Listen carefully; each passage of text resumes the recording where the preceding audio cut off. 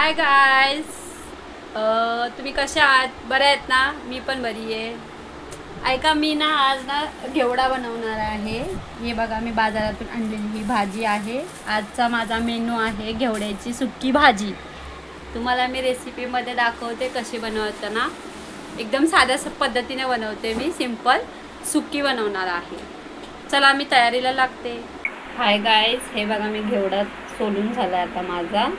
आता मी ना शेंगदाणे वगैरेची भाजण्याची तयारी करते आणि लसूण वगैरे पण सोलायची तयारी करते. आणि आपण नेहमीसारखंच ते टोमॅटो वगैरे, कोथिंबीर वगैरे ते पण काढून घेऊया आणि ते पण आपल्याला ह्या भाजीमध्ये टाकायचं आहे.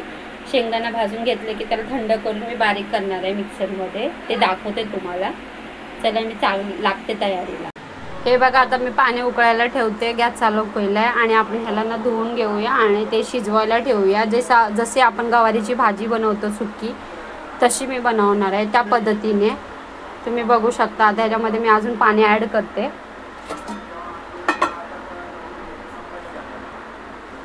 सॉरी, थांबा, बॉटलनेच टाकते.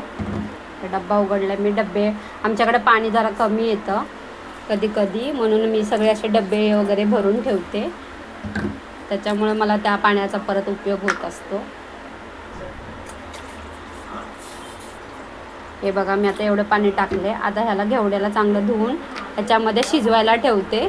जसं आपण ना गवाराची भाजी बनवतो सुक्की, तशी मी बनवणार आहे त्या पद्धतीने. बघू शकता. हाय गाईज, हा बघा, आता मी तवा पण ठेवला आहे इकडे. याच्या साईडला मी आता हा घेवडा शिजवायला ठेवला आहे आणि आता मी ते तवा गरम करायला ठेवला आहे. कशासाठी सांगू की शेंगदाणे आता मी भाजणार आहे त्याच्यामध्ये. हे आता बघा टाकते मी, आणि बाकीच्या भाजीला सुद्धा होतील म्हणून मी जास्त टाकते. आणि सगळं एकत्र भाजून त्याचं वाटण करून घेते, म्हणजे नेक्स्ट टाईम कुठली पण भाजी बनवताना मला त्याचा वापर होऊ शकतो. म्हणून मी ह्याला चांगलं असं लालसर भाजून काळपट करून थोडंसं हलकंसं हे करणार आहे. मी तुम्हाला दाखवते भाजून झालं की. तोपर्यंत हे आपलं शिजते आणि आपण ह्याचा लसूण काढून ठेवला आहे फोडणीसाठी. आणि ह्याच्यामध्ये कांदा नाही टाकणार आहे, फक्त लसूण आणि कोथिंबीर आणि टोमॅटो, बस. मला एवढंच आवडतं. आणि त्याची सलवलीत सुकी भाजी बनवणार आहे सातारी गावठी पद्धतीने. तुम्ही बघू शकता. हे बघा गाईज, आता आपले शेंगदाणे भाजून झाले आहेत. हे बघा मी असे भाजलेत, हे बघू शकता. आता थंड पण होत आलेत. आता मी मिक्सरला वाटून घेते. आणि आपण लसूण टेचून पण घेतला आहे, कोथिंबीर काढून घेतले, ते पण कापून घेतली, आणि टोमॅटो कापून घेतला. एवढं आपण टाकायचं आहे. आणि आमचा घाटी मसाला साताऱ्याची चटणी टाकणार आहे आम्ही, म्हणजे लाल मिरची पावडर. आणि हे बघा आता माझं शिजून झालं आहे. आता ह्याला नितळून घेऊया थंड झालं की, आणि डायरेक्ट ह्याच्यामध्येच फोडणी देऊया, कारण मी ह्या तव्यामध्येच ही भाजी बनवणार आहे. आता ह्याच्यातून शेंगदाणे काढून मी घेते एका मिक्सरच्या भांड्यामध्ये. तुम्ही बघू शकता, म्हणजे ते मला वाटण करता येईल त्याचं. आणि हे खाली झालं की मी ह्याच्यामध्येच मी हे बनवणार आहे भाजी.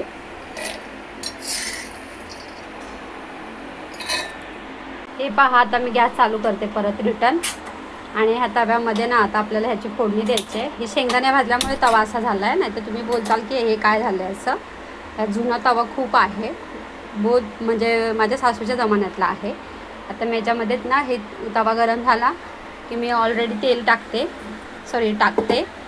आणि तेल टाकलं की त्याला आपण चांगलं गरम झालं की आपण त्याला फोडणीची तयारी करूया. आणि हे बघा, मी आता नितळून काढलेला हा घेवडा आहे, तुम्ही पाहू शकता. आणि शेंगदाण्याची कूट पण आता आपण तयारी केलेली आहे. हे बघा वाटून झालं आहे माझं. हा एवढा टाकायचं नाही, आपण आपल्याला जेवढा अंदाजे टाकायचा तेवढाच टाकायचा त्या भाजीसाठी. आता मी ह्याच्यामध्ये फोडणीला ना तेल टाकते तव्यामध्ये, कारण मला सुकी बनवायची आहे. पाणी वगैरे वापर नाही करायचा त्याच्यामध्ये, आता जरा पण करायचा नाही. तुम्ही पण अशी करून कधीतरी बघा, इमर्जन्सीसाठी. शॉर्टकटमध्ये कधी पाहिजे असेल तर तुम्ही पण असं भाज्या बनवू शकता. मी तुम्हाला ह्या भाज्यांचा ना सारखं कादा करते, कारण श्रावण महिन्यात कोण नॉनव्हेज खात नाही आहे. मी हे व्हेजिटेरियन भाज्यांचं सारखं दाखवत असते तुम्हाला बनवलेली रेसिपी. तुम्ही बघू शकता. आता हे बघा तेल गरम होते, लसूण सोललेला आहे. आता आपण तो टाकूया फोडणीला. अजून तेल गरम नाही झालं, थोडंसं होतं आहे. होत ना आता फोडणी आपण देऊया. आणि हे सगळं टोमॅटो वगैरे टाकूया.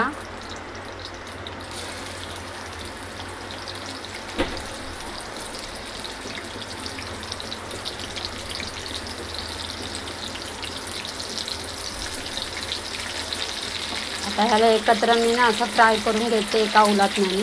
इथे उलटणं काढून ठेवलं आहे बघा. तर ह्याने हलवून घेते चांगलं आणि ह्याला लालसर भाजून घेऊया आपण. हे थोडं तेल ना उडतं मोबाईलवरती म्हणून मी थोडं साईडला ठेवते. हे बघा आता आपला ना हे फोडणी झाली आहे लालसर.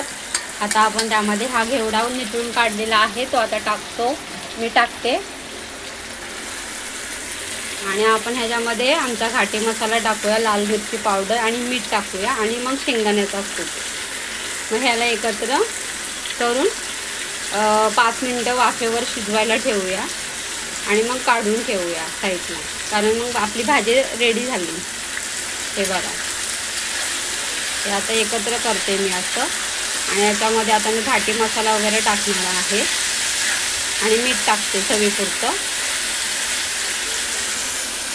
हे बघा आता आपण घाटी मसाल्याचा 1 चमचा मोठा असा टाकलेला आहे आणि मीठ पण टाकलेलं आहे. आता हा आपण याला एकत्र एकजीव करूया आणि मग याच्यावरून मी ना शेंगदाण्याचा कूट बनवलेला आहे तो टाकणार आहे आता.